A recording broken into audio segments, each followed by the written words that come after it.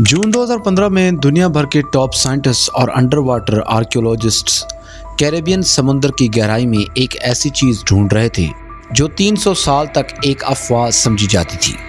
अचानक 2000 फीट की गहराई में कैमरा एक ऐसी जगह रुक गया जिसे देखकर पूरी दुनिया के होश उड़ गए।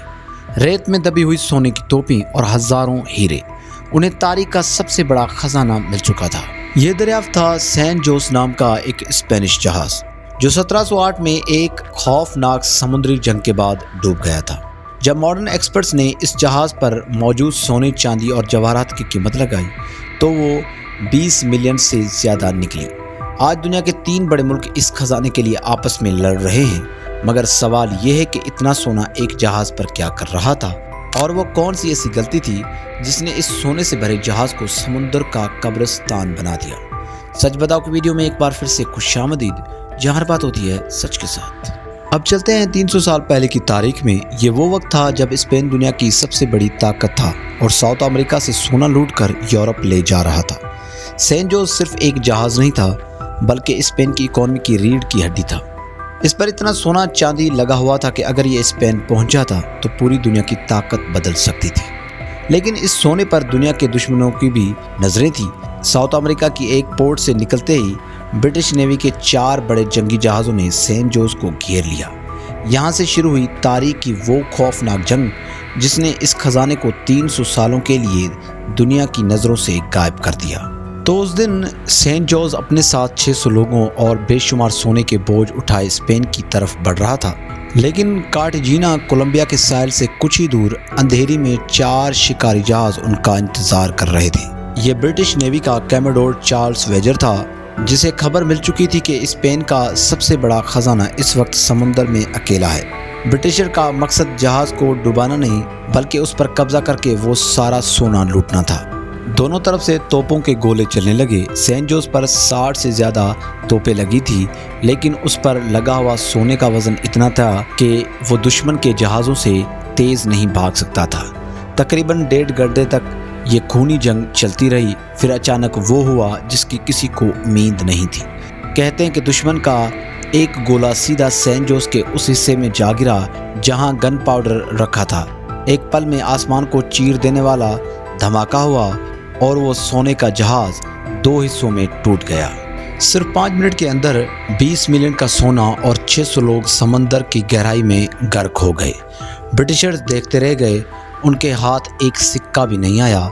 सोना इतना भारी था कि वो सीधा 2000 फीट नीचे मिट्टी में जा धंसा। अगले 300 साल तक ये जहाज़ दुनिया के लिए सिर्फ एक कहानी बनकर रह गया। कई लोगों ने इसे ढूंढने की कोशिश की, कई डूब मरे, लेकिन सैन जोस किसी को नहीं मिला, जब तक कि 2015 में मॉडर्न टेक्नोलॉजी ने इस कब्रिस्तान का दरवाज़ा नहीं खोल दिया। तो इस खजाने को ढूंढना मिट्टी में से सुई ढूंढने जैसा था। कई सालों की नाकाम कोशिशों के बाद 2015 में कोलंबिया की गवर्नमेंट ने दुनिया भर के बेहतरीन एक्सपर्ट्स की टीम बुलाई। इन साइंटिस्ट ने रोमोस 6000 नाम का एक ऑटोनोमस अंडर वाटर रोबोट समंदर में उतारा जो कई हफ्तों तक दिन रात समंदर की तह को स्कैन करता रहा। हजारों स्क्वायर किलोमीटर की स्कैनिंग के बाद अचानक एक दिन सोनार पर एक अजीब सा शेप नजर आया। रोबोट को मजीद नीचे भेजा गया और जब उसकी लाइट्स ने अंधेरे को चीरा तो वहां 300 साल पुरानी सोने की तोपें नजर आईं जिन पर डॉल्फिन्स के निशान बने हुए थे।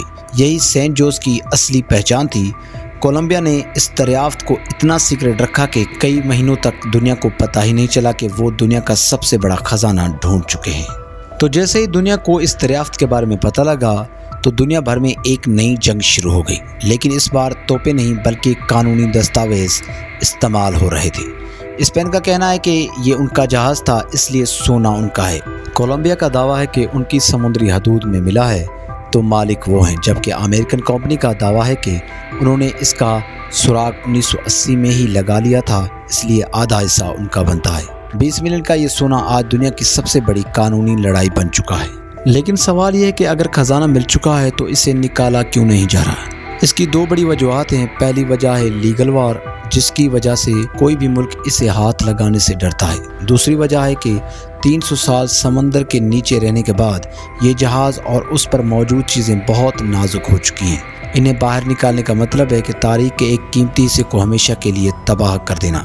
ایکسپرٹس کے مطابق یہ صرف سونا نہیں بلکہ ایک انڈر واٹر میوزیم ہے۔ سینٹ جارج آج بھی کولمبیا کے ساحل کے پاس 2000 فیٹ نیچے دبا ہوا ہے۔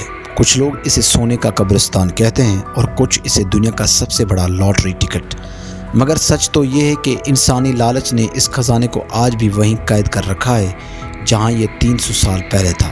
سونا وہی ہے، دنیا بدل گئی لیکن انسانی فطرت آج بھی وہی ہے۔